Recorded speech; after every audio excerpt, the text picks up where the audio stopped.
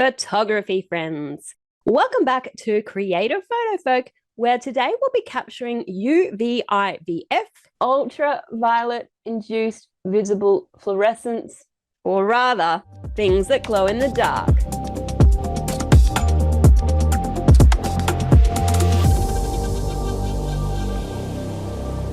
I was never good at science, so phosphorescence is a term my brain wasn't built to comprehend.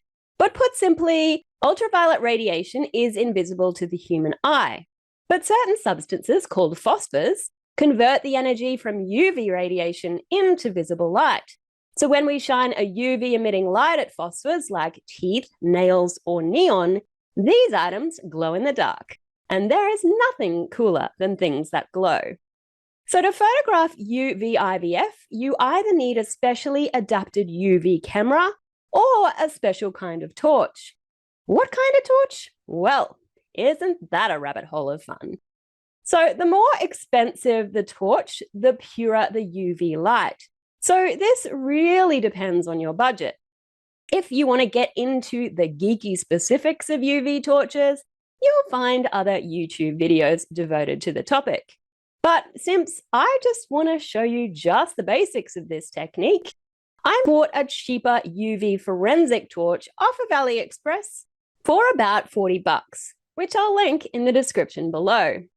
I made sure it emitted the recommended 365 nm or nanometers and was the brightest I could find at 60 watts. What's a nanometer, you ask? Well, it's the specific wavelength within the UVA spectrum that produces the most visible fluorescence. Who knew? Now, these cheaper UV lights also emit a purple color that can wash out some of the more subtle fluorescence, and it gives your subject a purple tinge. I think this is pretty cool in itself, but purists will advise against using these torches because of the purple contamination. But I found it was perfectly fine for some basic experiments. Now, it's really important to talk about safety with UV light.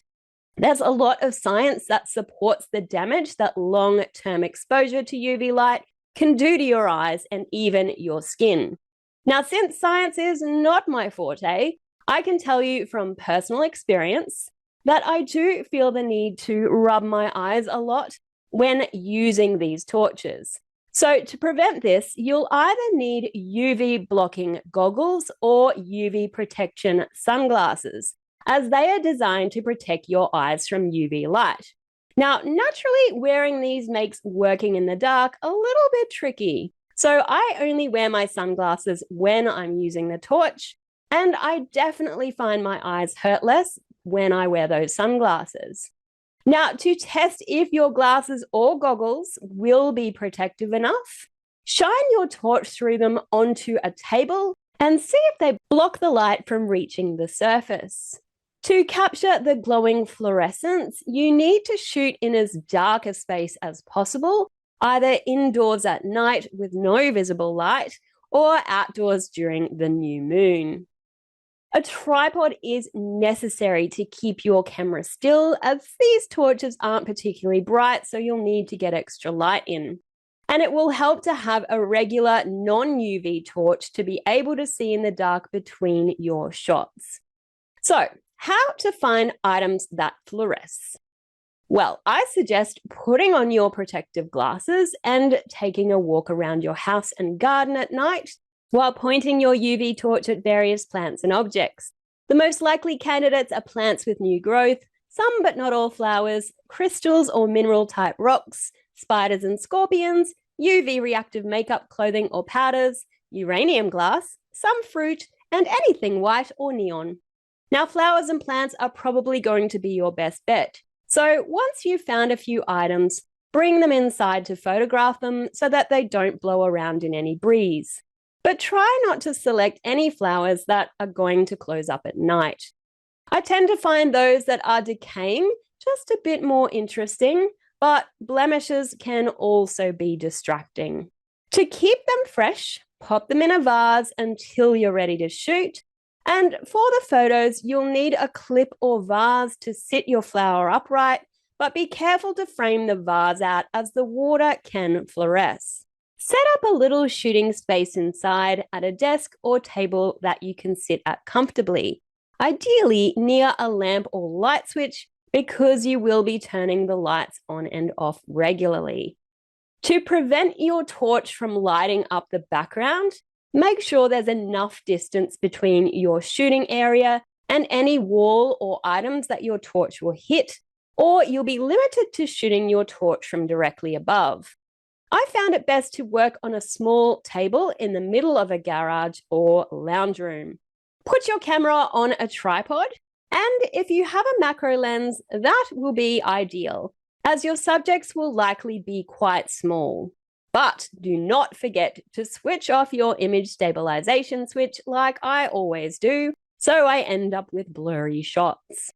For your settings, I aim for 30 seconds, ISO 100, and the narrowest aperture I can use without underexposing the shot. This is going to be dependent on how bright your torch is, how long you use it for, and how fluorescent your item is. Then set your camera to a 2-second timer to reduce any camera shake that you might introduce when you press that shutter. Next, switch off your main lights and shine your torch at the subject to see which bits fluoresce the most. This is the area you'll want to focus on, as it will be the most interesting part of the subject. But if you have experience shooting macro subjects, you'll have a pretty good idea of where to focus for the most impact. Now, switch on your overhead lights or your regular torch to set up your framing and help your lens get focus. Use back button focus or switch over to manual focus to lock this in, and then turn off your lights again. You will repeat this process every time you move or change your subjects around. Do not put your torches on this table as you're shooting, because it can make the surface vibrate, which will shake your flowers and create blur. Then press your shutter and start to light paint with your torch. You may wish to shine your torch all over your subject, just from one angle, or in various spots to create light and shade. So it's definitely worth experimenting, as every subject will react differently. Then check your exposure. If it's too bright or dark, you can either adjust your settings or how long you shine the torch.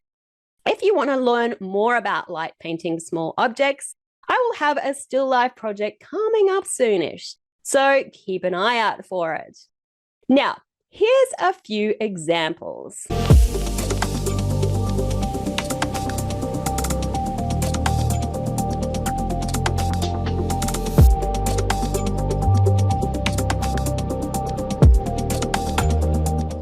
If you want to try this with more dynamic subjects like people, I'll be showing you how to use bigger UV lights and painted models in my upcoming monthly creative photography class. So hopefully my beginner science is solid and you're excited to give this one a try. As always, I'd love your support through a like or subscribe, or catch me again when I return with another creative photography tutorial. Au revoir and happy creating!